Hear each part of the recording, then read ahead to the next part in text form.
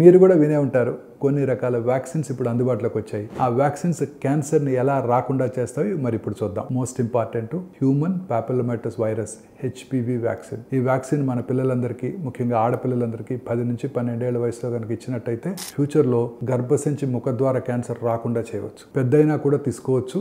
అప్పుడు 3 డోసెస్ అవసరపడతాయి. పెళ్ళైన వాళ్ళు కనుక ఈ వ్యాక్సిన్ తీసుకోవాలి అనుకున్నట్టయితే ముందుగా పాప్స్మియర్ టెస్ట్ చేసుకుని క్యాన్సర్ లేదు అని చూసుకొని వ్యాక్సిన్ తీసుకోవాల్సి ఉంటుంది. వ్యాక్సిన్ తీసుకున్నాక 1 ఇయర్ వరకు ప్రెగ్నెన్సీని అవాయిడ్ చేయడం మంచిది. ఇది సర్వైకల్ క్యాన్సరే కాకుండా థ్రోట్ క్యాన్సర్ని, యానల్ క్యాన్సర్స్ని కూడా ప్రివెంట్ చేస్తుంది. ఈ వ్యాక్సిన్కి మేజర్ సైడ్ ఎఫెక్ట్స్ ఏమీ లేవు. మైల్డ్గా ఒకరోజు ఏమైనా కొంచెం ఫీవర్ రావచ్చు. ఒక పారాసిటమాల్ టాబ్లెట్ తీసుకుంటే అది కూడా తగ్గిపోతుంది. అతి తక్కువ ఖర్చుతో ఇప్పుడు మనకి ఇండియాలో అందుబాటులో ఉంది. ఇక రెండోది హెపటైటిస్ బి వ్యాక్సిన్. ఈ వ్యాక్సిన్ కనుక తీసుకున్నట్టయితే హెపటైటిస్ బి ఇన్ఫెక్షన్ రాకుండా ఉంటుంది. ఎందుకంటే ఈ హెపటైటిస్ బి క్రానిక్ లివర్ డిసీజ్ని కలిగించి వాళ్ళలో క్యాన్సర్ వచ్చే అవకాశాలను పెంచుతుంది. సో లివర్ క్యాన్సర్ రిస్క్ తగ్గించుకోవడానికి హెపటైటిస్ బి వ్యాక్సిన్ చాలా ఉత్తమం.